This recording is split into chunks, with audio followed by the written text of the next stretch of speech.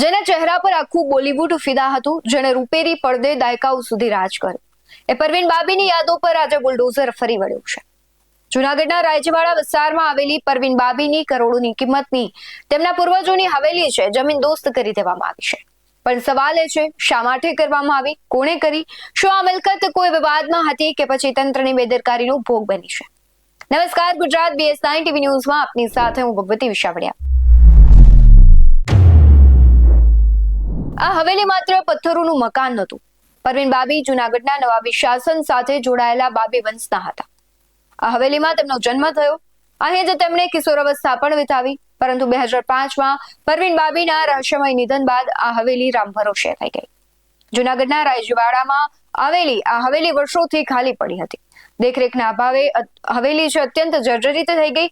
સ્થાનિક તંત્ર અને મહાનગરપાલિકા દ્વારા તેને ભયજનક પણ જાહેર કરવામાં આવી, કારણ કે ચોમાસા દરમિયાન આ હવેલી ગમે ત્યારે પડી શકે તેમ હોવાથી આસપાસના રહેવાસીઓના જીવ પર જોખમ તોળાતું હતું.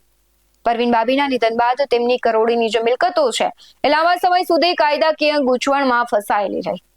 તેમની વસિયત મુજબ જો વાત કરવામાં આવે તો તેમણે લખેલું છે કે મિલકતનો મોટો હિસ્સો છે ચેરિટી અને સામાજિક કાર્યોમાં વાપરવામાં આવે, પરંતુ યોગ્ય વ્યવસ્થાપનના અભાવે આ ભવ્ય હવેલી ખંડેર બની ગઈ. સુરક્ષાના કારણોસર જૂનાગઢ મહાનગરપાલિકાએ આખરે હવેલીને તોડી પાડવાનો નિર્ણય લીધો. ભારે સુરક્ષા વચ્ચે હવેલીનો ભયજનક હિસ્સો પાડી દેવામાં આવ્યો. જે હવેલી એક સમયે રોશનીથી ઝળહળતી હતી, ત્યાં આજે માત્ર કાટમાળ અને ધૂળોની ડમરી ઉડી રહી છે. સમગ્ર મામલે આવેલી પ્રતિક્રિયા પર નજર કરીએ.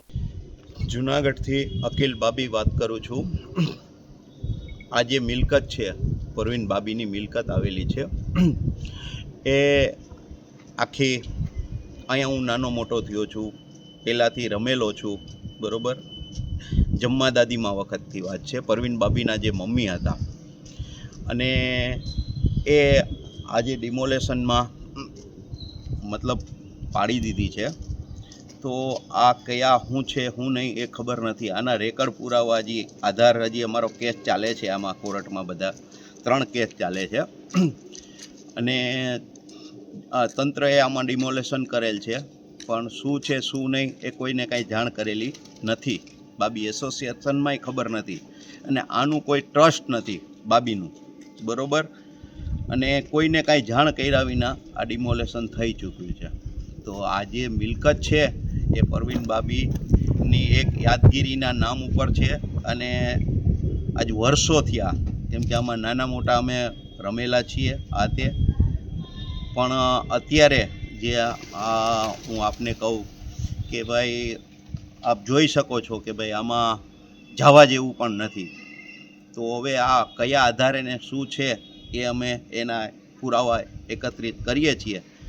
આગળ શું કરવું એ અમારું બાબી એસોસિએશનમાં અમે વાત કરીને કરશું. આના પુરાવા ક્યાંય છે તો એવું ધ્યાનમાં છે? એના પુરાવા અમદાવાદની અંદર એમના એક બેબી છે, જે એમના મામા હતા, એમની દીકરી, એમના પાસે છે. હવે એમને આગળ શું કરવું એ શું નહીં એ પછી અમે જાણ કરશું. છેલ્લા 3-4 દિવસમાં કોઈ અજાણ્યા તત્વોએ અંધારામાં મહેલના અમુક હિસ્સાને જમીન દોસ્ત કરી દીધો હોવાની આશ્ચર્યજનક વાત સામે આવી છે.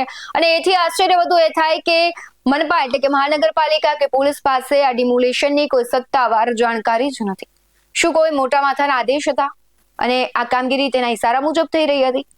બાબી વંશના વારસદાર અખિલ બાબી આ મામલે મેદાને ઉતરીને તંત્રને ઘેર્યું હતું. તેમનો આક્ષેપ છે કે માલિકીના પુરાવા હોવા છતાં, કોર્ટમાં મેટર ચાલતી હોવા છતાં મિલકત સાથે છેડછાડ કરવામાં આવી. તો આ મામલે કલેક્ટર અને પોલીસ વડા સુધી રજૂઆત કરવાની પણ તૈયારી બતાવી રહ્યા છે. અને વાયુવેગે ચર્ચાઓ પણ એવી થઈ રહી છે કે પરવીન બાબીના નામે મિલકતો હડપવાનું ખેલ ઘણા સમયથી ચાલી રહ્યું છે, પણ આ વખતે હદ વટાવાઈ ગઈ છે. શું પોલીસ આ વાતથી અજાણી હતી? શું પોલીસ આ અજાણ્યા તત્વોને પકડી પાડશે કે પછી આ ઐતિહાસિક મહેલની જેમ સત્ય પણ કાટમાળ નીચે દબાઈ જશે? આવા જ વધુ અહેવાલો સાથે ફરી મળતા રહીશું. તમે અમારી YouTube ચેનલને સબસ્ક્રાઇબ કરવાનું, અમને Facebook અને Instagram પર ફોલો કરવાનું ભૂલશો નહીં. બાકી નવી અપડેટ્સ મેળવવા માટે આપ જોતા રહો BS9 TV ન્યૂઝ. નમસ્કાર.